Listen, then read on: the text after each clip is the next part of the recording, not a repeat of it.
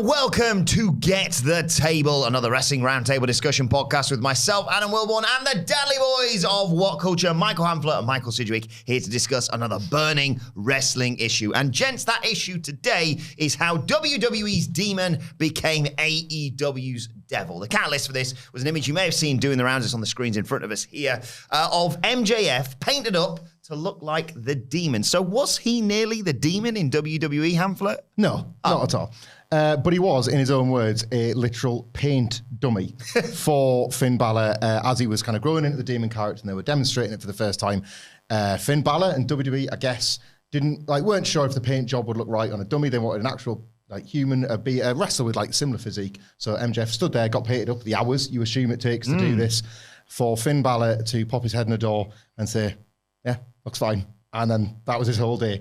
He revealed this during an interview in which he was telling a story about how he met John Cena and was having to deal with the half-washed-off demon get up as his first meeting with this big star that he had to make a good impression of. I think he made a dig at Darby Allin because he said he looked half like him as well with the paint running. But that was MJF's, his first day, I guess, or one of his first days within WWE, which is now, oddly, the timing of it has folded quite nicely into what we're learning more about what he did with that company, as per the big promo he cut on William Regal just last week. Yeah, exactly. It felt appropriate to be talking about this on the eve of Dynamite tonight, of course, and with, like you say, with all these issues circling around, obviously, MJF challenging for the title at Full Gear and his history with William Regal, as he alluded to last week. In terms of Full Gear, Sidge, he kind of has to become world champion, doesn't he? Yes. He absolutely does. I don't think that there'll ever be a scenario where Jon Moxley bores the AEW audience holding that title, or he never feels worthy of it, but you certainly don't want to risk such a scenario. And MJF just feels like the ultimate guy in professional wrestling right now, or at least in AEW. Look, I think their run pretty much all year, actually, or certainly since he bought Ring of Honor, post-Revolution, has been, as I would describe it anyway, uneven. I think a lot of different people have a lot of very different complaints with the product right now. If your problem isn't, the women's division still feels very obligatory, even though the quality has been more sort of pronounced in recent weeks, then I miss Ricky Starks on TV, or I want Miro, or I don't get enough FTR matches. I feel like the floodgates have opened for criticism, in good faith finally, because the bad faith criticism has existed from day one. But I do genuinely sense that in the atmosphere, more people are willing to hold it to a higher standard, and to a lot of people, they are not maintaining that standard. And yet, beyond that, and I'm not saying that there aren't brilliant moments on Dynamite every single week, not so much Rampage, but on Dynamite every single week, like the Mox Hangman verbal exchanges before their sadly cursed match, just as an example of something great usually happens every single week. But the one constant, the one thing that keeps, I think, most fans invested is the future of this MJF character. Beyond that, we have this never-ending JAS versus Blackpool Combat Club feud that is dragging on far too long for me. You have a system in which title shots don't feel anywhere near as earned as they used to. The women's division is improving, but it still feels a little bit obligatory. The one thing I think that unifies every fan of AEW is MJF's brilliance, his in-ring brilliance, his promo brilliance, his ability to drop certain details into his promos that people can catch and infer that, that must mean something great's going to happen along this theme next week, and it certainly did in the week leading to that absolutely phenomenal promo exchange between MJF and William Regal. These are a lot of words to say a simple fact. MJF is the guy. It is time to give him the belt, and it is time for him to really be the main event star in AEW. If you're carrying that title, you're instantly received as a bigger star, the guy who's carrying the company on their back, and ultimately, I just think it's his time because there's no one else that's more captivating week to week. He's on incredible form, and he just feels like the time is right for him now. But Michael Hamflett is an alternative fantasy booking scenario, which I think is very interesting because it could sort of hint towards a future direction, one way or the other, for a character that a lot of people think, should he turn face or should he turn heel? Well, and it's a credit to both MJF and John Moxley, this specific fantasy booking. It's the idea that, because fundamentally, yes, I agree with everything Sidgwick's saying. MJF, it sometimes feels like the right place, the right time, the right guy, and MJF is all of those things. But I was thinking after because we talked about, well, how is MJF going to cash in the chip for a planned match? That's just not what he would do with this opportunity. But then if you're going to believe him and he's going to say he's going to earn it, finally he's going to do the one thing he's never done, for that character to mean those words and then lose. And if you remember the first time these two fought, MJF was cheated, as he called it, he was cheated out of that title by John Moxley. You've held on to that for a couple of years, haven't you? Yep. So a long bit.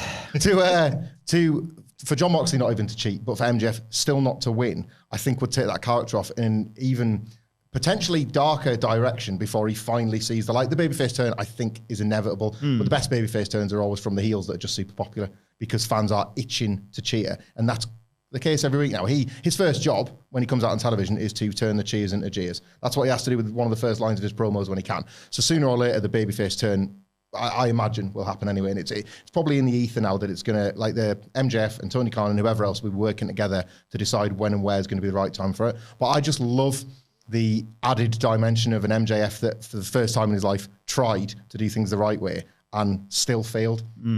What this character has done with the very tiny indiscretions that have taken place in his life, how he has blown those up, this rejection from William Regal, CM Punk letting him down, what he has been able to do with these tiny motivations that all of us in normal life would just be able to brush off, how he rationalizes the sociopathic, awful things he does off the back of these relatively minor charges against him is incredible. Imagine that one. Imagine the guy, look, I did everything asked of me. Like, I gave you 2 weeks notice. I was the good guy. And where did it get me? I was right all along. I was right about being the bad guy, and I have to be even worse than I've ever been. Just exploring that as one last strand of this fabulous, layered, nuanced heel character before you finally pull the trigger on a babyface turn, I think is interesting.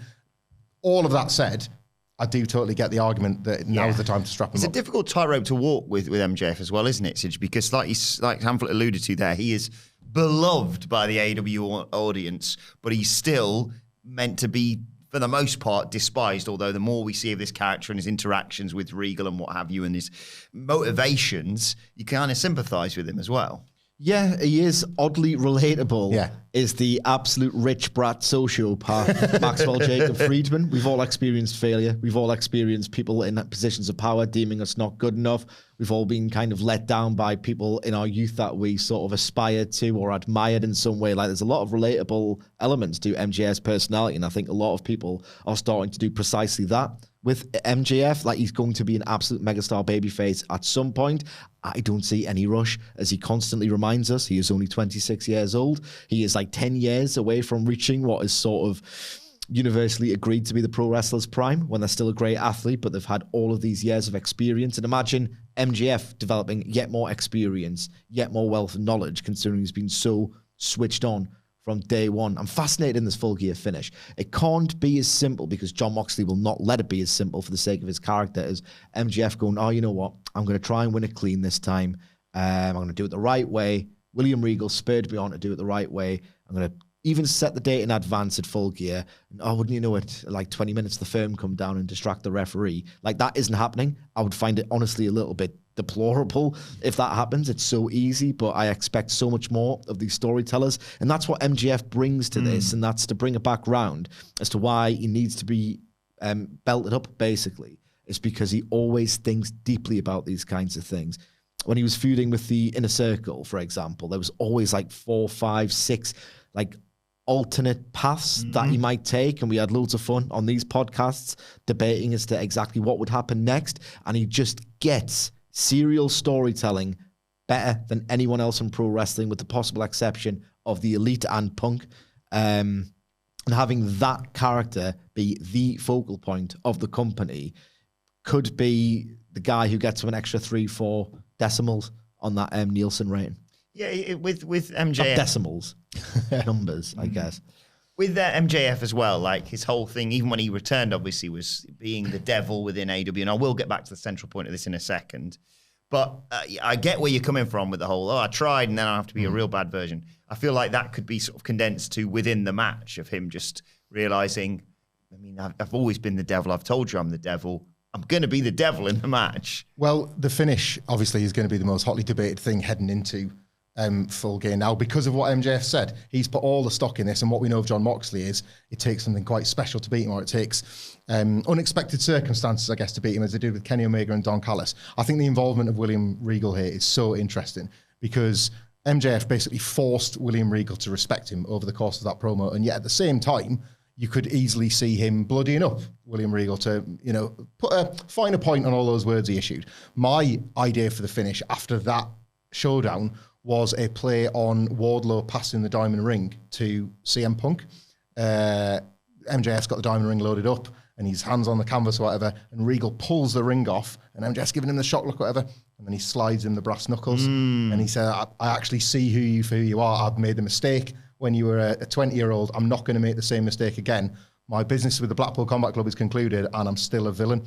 And he gives MJF, and MJF looks at Regal and sees that as vindication. Oh, I have tried and I've been vindicated by this guy. Yeah. And he's endorsing me to be the devil. This is not my choice, as it were, And I think that'd be quite a nice compromise of everything they've set up. And obviously it would be a nice twist and it would protect. I know it's an ugly word, but protect. Yeah. It's still important that John Moxley's credibility isn't lost from any of this. So something involving Regal perhaps turning, or something that John Moxley couldn't and wouldn't have accounted for, knowing what we know about that character, I think is a way to preserve the devil element of the MJF character, where he comes out on the Dynamite. Him, even if Regal doesn't walk out with him being world champion through those means is going to get him a chorus of boos initially. Yeah. That's going to be the first sight of MJF as champion. He's the guy that stole the belt from Moxley. And Moxley, by the way, being the guy that always loses the belt to heels through the likes of Omega and Callis and a grand plan, or his guy, William Regal, turn on him, is good for that character too. He's always should be chasing vindication and his next route back to the title. Well, to bring it back to the central point of this video, it's a cute title, obviously, based on the image of him as the demon within WWE, even if he was just a paint dummy for the day. But we know about the history. We already knew about the history prior to this promo he cut with William Regal, of course, on last week's Dynamite. We knew about that already. Everyone shared the image of him and Samoa Joe, if you want to use that as an example. But we've all seen also maybe the footage. I think WWE shared themselves on their channels of him auditioning for them. Just how much did they drop the ball with MJF? Because it was personified by William Regal being there and saying, well, I thought you needed a few more years. And you look at him and go, you didn't need anything. But it's a massive oversight by WWE, isn't it? They massively dropped it.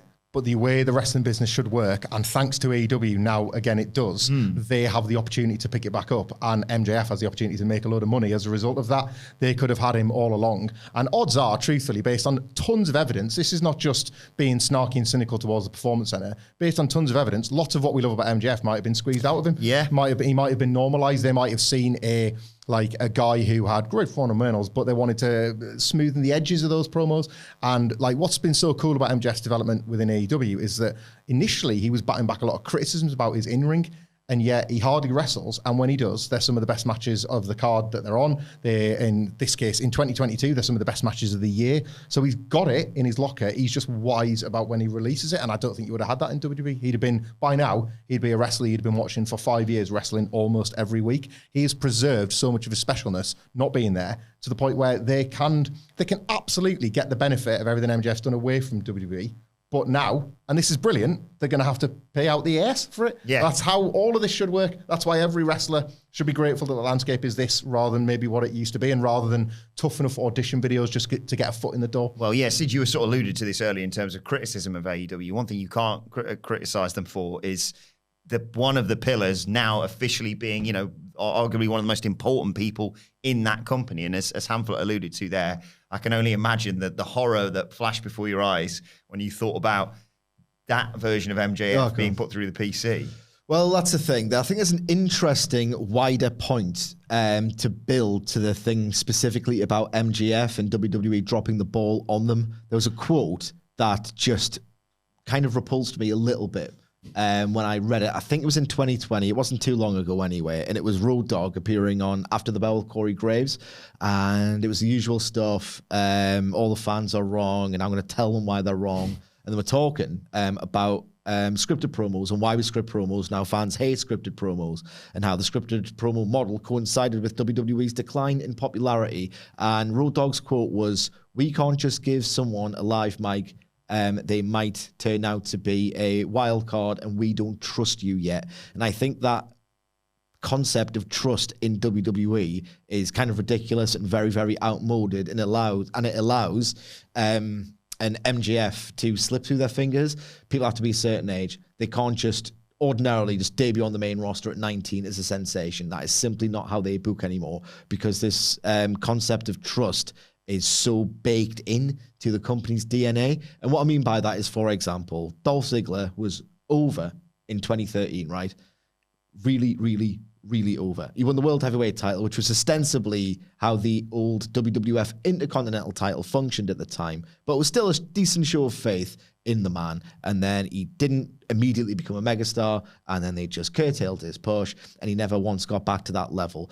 Fast forward to 2019 and 2020, when people, with all due respect, he's still great in the ring, and I think there'll be a reappraisal of his career once he's not in it all of the time, which he feels like he is, Dolph Ziggler. But he wasn't over. He wasn't relevant. No one was campaigning for him to be a champion like they were, 6-7 years before that fact. But the difference is that WWE trusted him to have world title programs that, quite frankly, will never be remembered or people weren't interested in, with the likes of Kofi Kingston and Drew McIntyre, because they trusted him. He'd established himself as someone who could take the ball, work a very safe, long match, and just not embarrass the company, do what they say, and just be a team player, all the rest of it.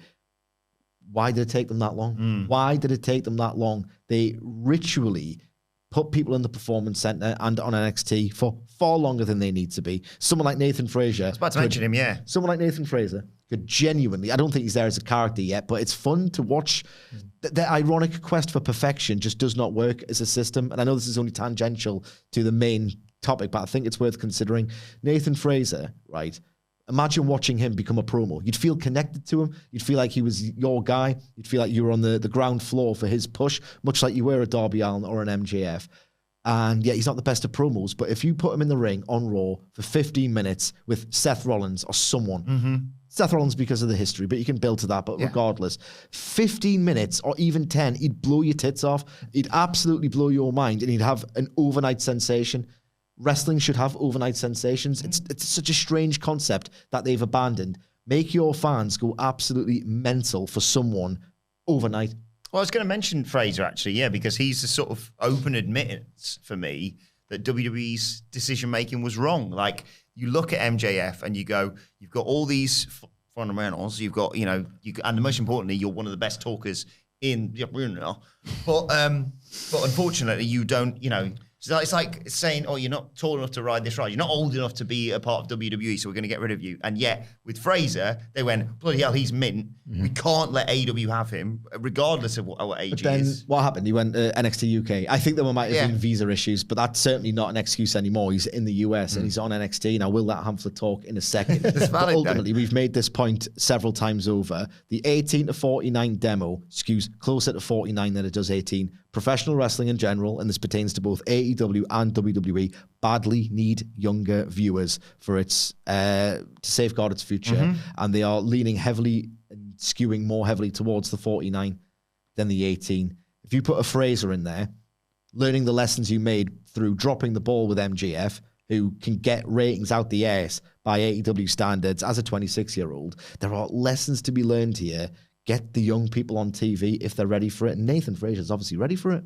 That's a top-down problem as well, because it's not like there's those young people, well, not they're all aware of anyway, with influence in writers' rooms or in creative meetings within AEW. It's like the wrestlers at this point are the best chance at these young people getting a voice out there that young people actually connect with. I find it like it's not MJF's first one. I don't know, and I'm 37, but you make a great point about the writers' room. Like there's so many voices at this point. Like imagine Triple H is what, like 30 years younger than Vince McMahon, but up until 6 to 8 weeks ago, It was a 77-year-old or something. What was his age? He got it wrong by a year, didn't he? 77-year-old, whatever he was, in that room that was still in the most powerful chair. Below him would have been, like, in terms of wrestling power seats, would have been Tony Khan, who's probably about our age, is he? Like 36, 37, something like that. There is nobody of these wrestlers' ages. They're the ones that could be guiding the writers or guiding the creative people to sort of say, well, they're not going to get that, but they might get this. And a writer or a creative head would have no clue of it.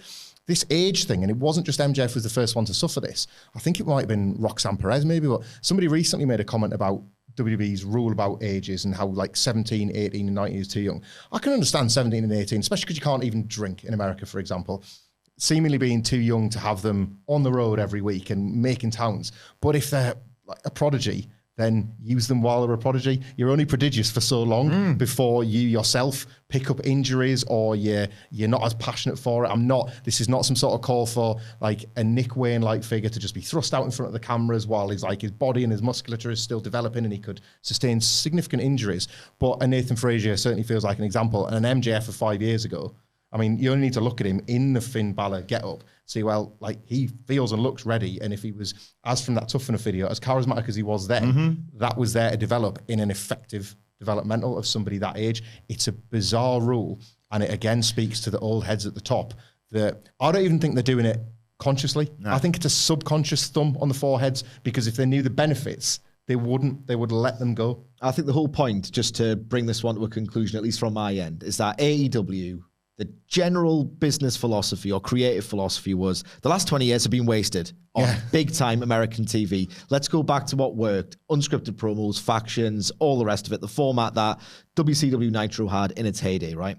With the idea being that there's lots of lapsed millennial fans who could theoretically watch in strong enough number to make this a viable alternative. That, in fact, has happened, and it was great for us. But ultimately, it does need a new injection of ideas. I'm not the person to give them those. 37 years old. Like, I'm aging out of that demo. There's enough wrestling for us knackered darts, isn't there? Like, there's plenty out there for us. As much as I don't want to admit it, I'm far closer to 49 than I am 18. That terrifies me, but I think it should because I'm your prototypical average nerdy wrestling fan, right? You don't need to be chasing me. You need to be chasing younger people. And with MJF and Nathan Fraser and a younger injection of talent, that is how you do it. So they are dropping the ball with MJF, but I think both companies are dropping the ball in general. Yeah, and there we have it. That is how WWE's demon became AEW's devil. But maybe we should be grateful that he did do that, because I'm not sure if we get the MJF we have now had he gone through, what was it, 5 years of the Performance Thanks, Center. Dazza. But let us know your thoughts on everything we've discussed in the comments section below or on Twitter at WhatCultureWW, where you can also find all three of us. You can follow Michael Hamflett at Michael Hamflett. You can follow Michael Sidgwick at M. Sidgwick. Follow me at Adam Wilborn. Follow us all at WhatCultureWWE. But for now, this has been Get the Table. My thanks to the Dadley Boyz. Thank you for joining us, and we will see you soon.